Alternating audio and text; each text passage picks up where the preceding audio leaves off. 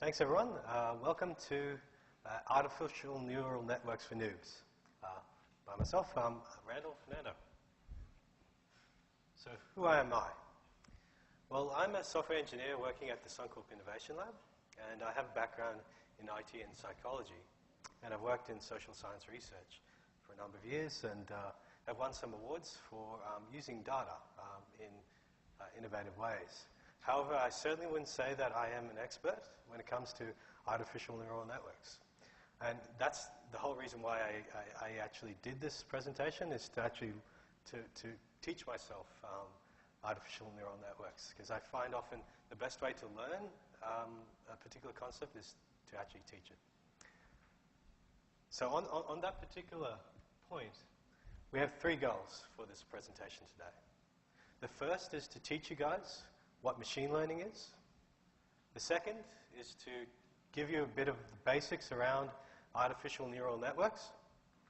And the final key goal that I want to do, teach you guys, is how to implement a simple artificial neural network using the R programming language. So you may be wondering, what is machine learning? Well, the best way for me to describe what machine learning is to give an example using and contrast that example using the traditional theory-based or rule-based approach. So let's say we're a bank, and we give out loans to different people, and we want to make sure that the loans that we give out to people are the right, that people can actually afford these loans. And so what we may do traditionally, which is the rule-based approach, would be to make observations based on previous bank records and see what variables predict whether or not a person defaults on their loan. So say I'm an actuary at the bank. I take a look at these records, and I find that things like income, as well as how much person prior credit history, I find that these seem to be highly correlated with whether or not a person defaults on the loan. Based on that, I can make a mathematical model to predict when or not I should give a person a loan. Now, that approach is fine, but another potential approach is using machine learning. Now, what is machine learning is essentially, it's where the computer determines that mathematical model. Now, this has 2 key advantages. The first advantage is that with machine learning, your model changes, automatically adapts based on the data that's given. So this is really important because the nature of relationships between variables change over time. So a good example of, and they may even, in fact, reverse. A good example of this is the relationship between obesity and income.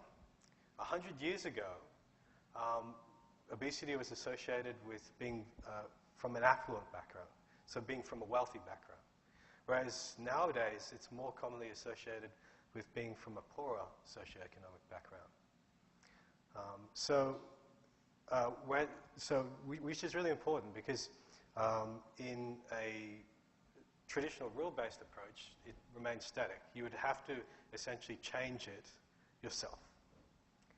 The second key advantage of machine learning is that you can essentially find patterns in the data which may not necessarily be that obvious for humans.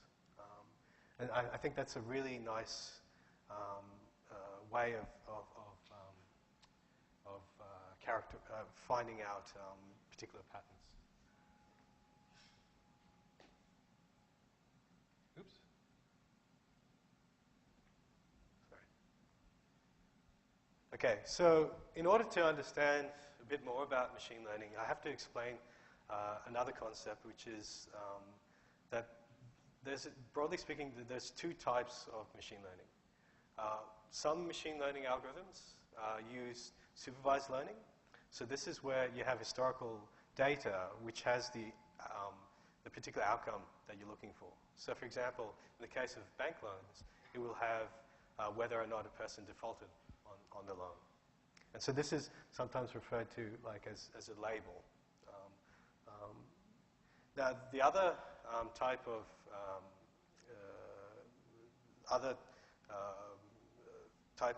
machine learning is unsupervised learning. And so this is where you don't actually have you don't know about that outcome. And so this is used in a very different way. This is used in clustering particular groups together. So for example, you might be looking at certain demographic groups, and you can, using unsupervised learning, you can essentially cluster people into groups. So it's used in a very sort of different sort of purpose. So as we're going through this presentation, we are actually going to be focusing on supervised learning for the purposes of this presentation. So I'm going to go into a bit more detail about supervised learning. Now, one thing which is absolutely critical to understand when it comes to supervised learning is that you have to, when you're doing supervised learning, you have to split your data into a training data set as well as a test data set. Now, this is really important for a number of reasons. The first reason is that you need to assess the accuracy of your model. So firstly, you use the training data to actually build your model. And with the test data set, this is used to actually assess the accuracy of it. This is also really important because of the fact that you need to prevent this thing called overfitting, which is a really big problem. So to explain what overfitting is, it's essentially that in life, as anything, there's always going to be coincidences. And in life, you will find that there are coincidences within your data, noise, as it were. So for example, it might be that in your data set, for some reason, there's some a relationship that exists within that particular data set, which really doesn't make sense. So for example, maybe people whose last names start with M in your data set seem to be more affluent than others. It can happen. So this is why you need to have a test data set in order to mitigate for that.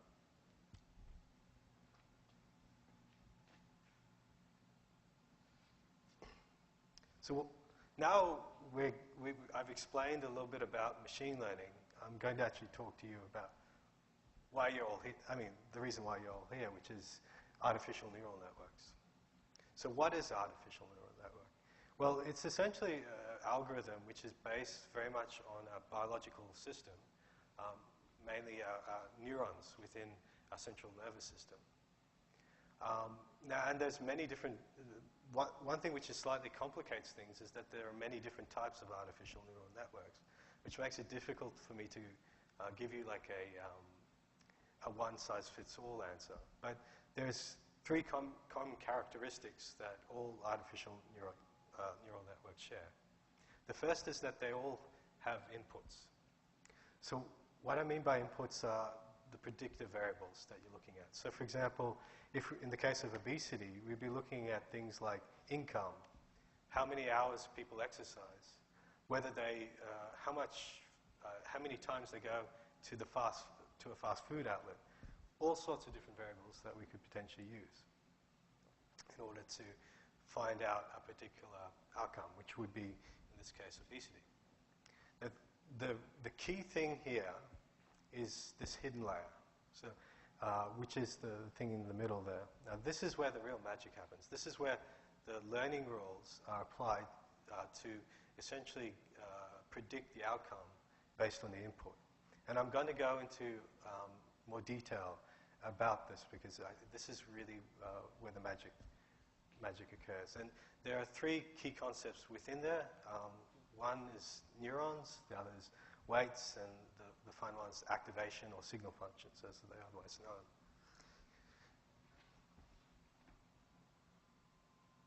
So what is what is this hidden layer? So as I mentioned earlier, it's the learning rules which are applied in order to get to predict the output based on the input. So it's composed of three key components, as I mentioned earlier. So the first component is neurons. So, but before I mention neurons, I think I need to explain what weights are. So weights are this thing that are values which are assigned to the inputs to increase or decrease their influence relative to, in order to determine a predicted outcome. And so the combination of this weight and input is what forms these neurons, which are those little circles in the middle. And what happens is with those neurons, they're actually combined with this other thing, treated with this thing called the activation or signal function. Now, the key thing in terms of with understanding how weights work is that they're essentially primarily used to minimize the error in predictions when it comes to, the way in which they're applied. And there's a number of different algorithms that you can do to minimize this error when it comes to predicting what are the best weights to give to a certain input. So perhaps one of the most common forms of this is the backwards propagation algorithm. Now, so this essentially uses calculus to work out whether to increase or reduce a particular weight. And so it does this through essentially through working out essentially the gradient, a gradient. And if it moves it from like a very small amount, and if upwards or downwards, and if it noticed, for example, if the weight when the weight is moved downwards, if the error reduces a little bit, then it will it'll iterate and go further down until it reaches a point at which it believes that the error has been reached its minimal point.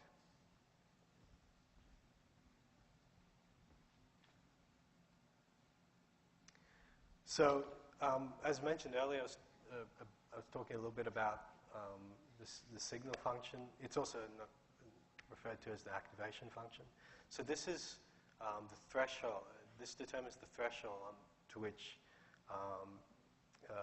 this predictive outcome is considered to be activated or not. And there's many different types of signal functions, but the most common one is the sigmoid function, which is it's this one over there in the bottom left corner.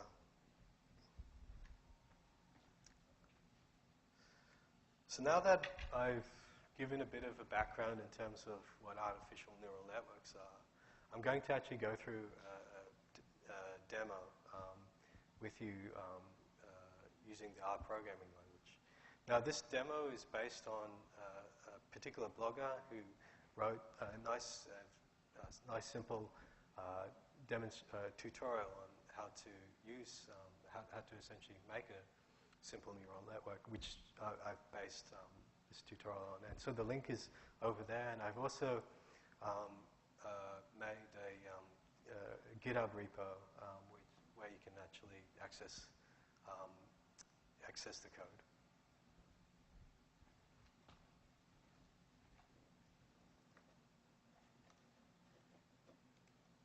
All right.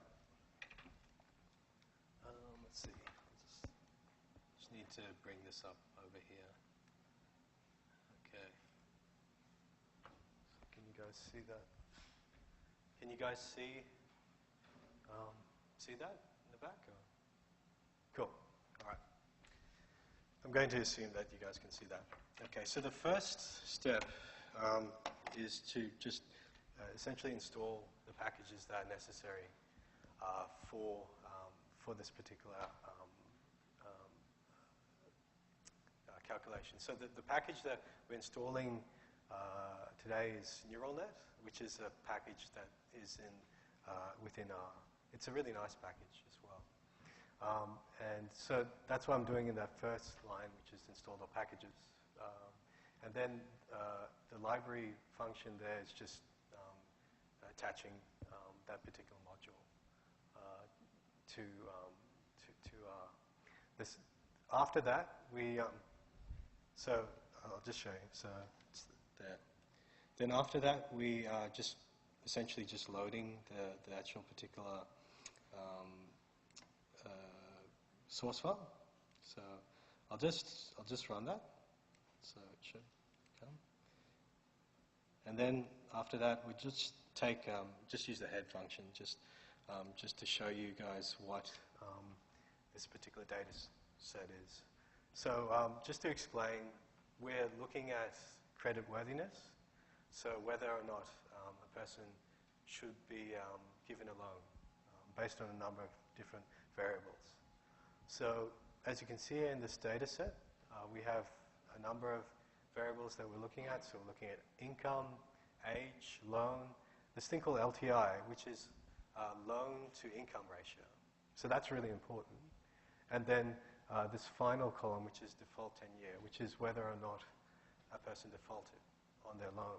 So you can see here, 0 represents that they haven't defaulted, and 1 represents that they have defaulted.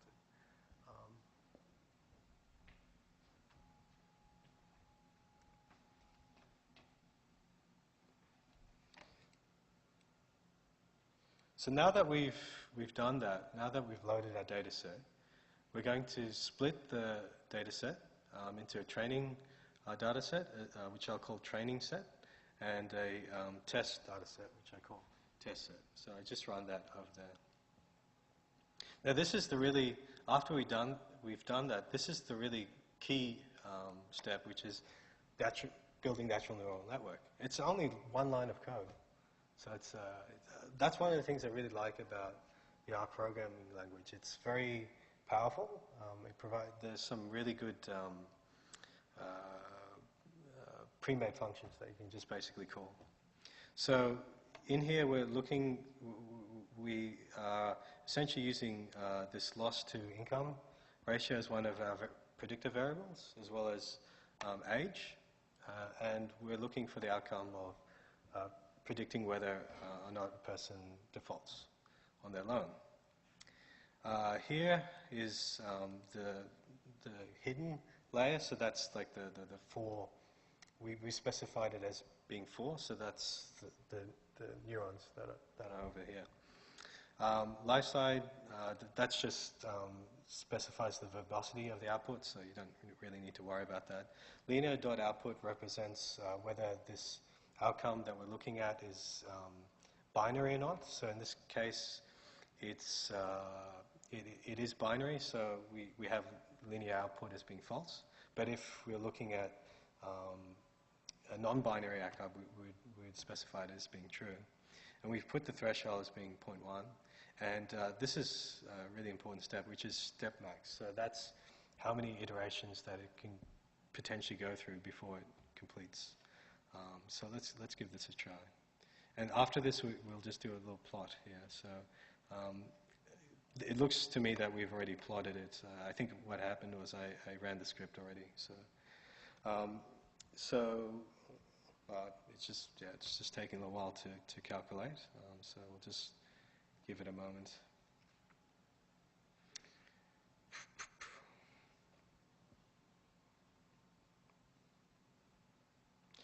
So let's look. So as you can see here, it's gone through 93,000 steps and has got a relatively low error rate.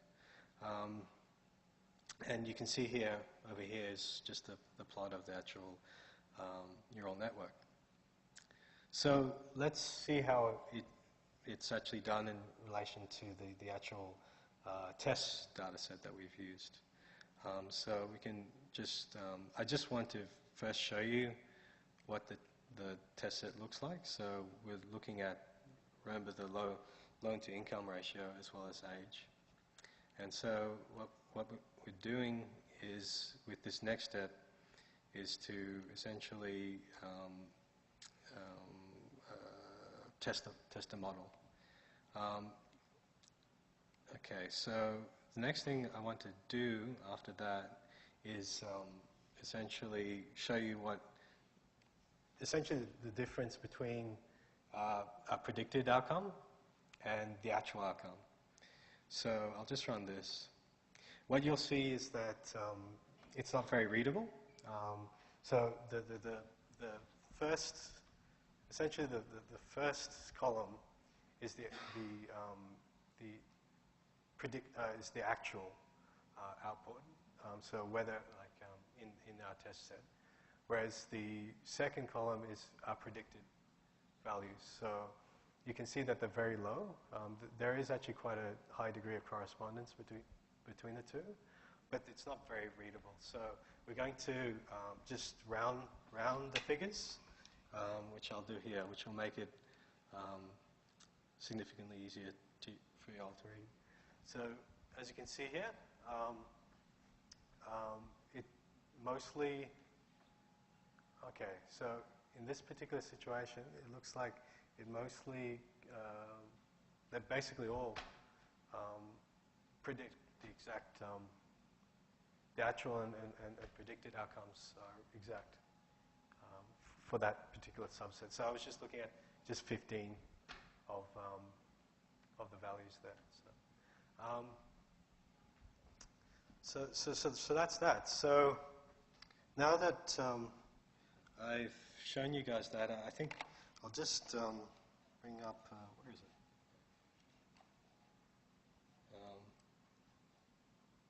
I think we'll now leave it to question time. So does anyone have any questions that they would like to ask? Yes,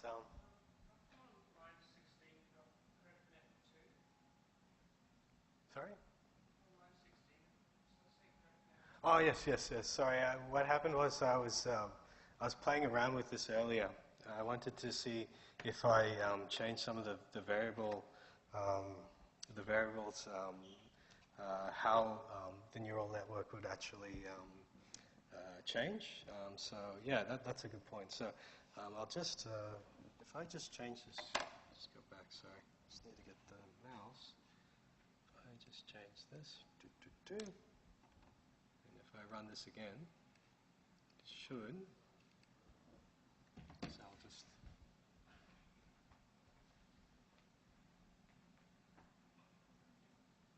Yep.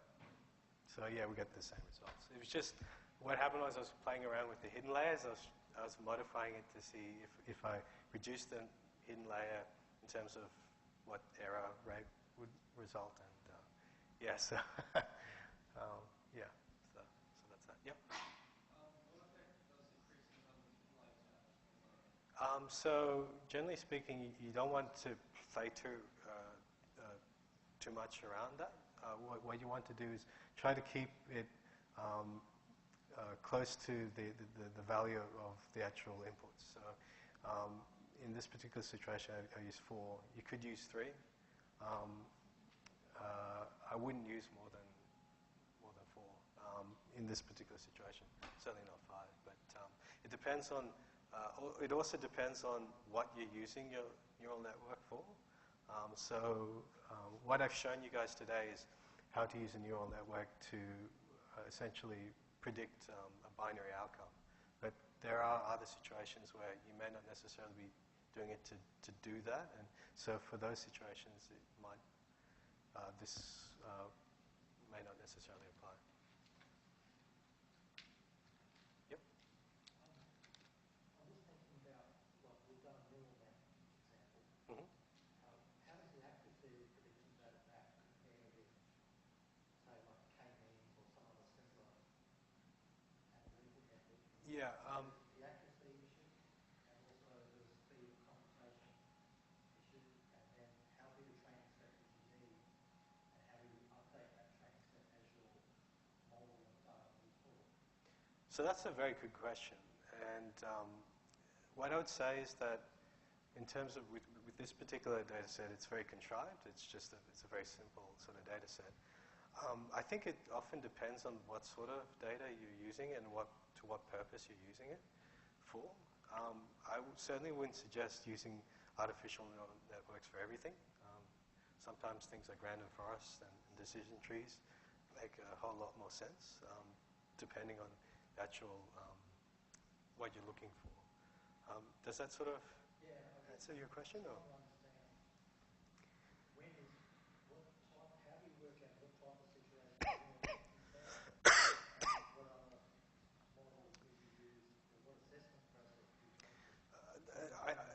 What I would say in terms of with answering that is looking at how people have used it in the past.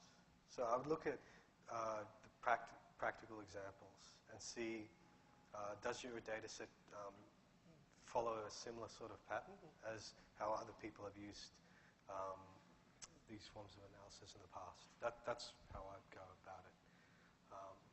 They all have their advantages and disadvantages. So, like, for example, decision trees is great, but you have to recalculate the entire, every time a new input is put in, you have to do the recalculation, and that's like, takes up a lot of time and so forth. So, yeah, it really depends on what you're using it for. So unfortunately, that's all we've got time for, but I'm sure Randall will be around if you have further questions later. So can we all have a round of applause to thank Randall for his time?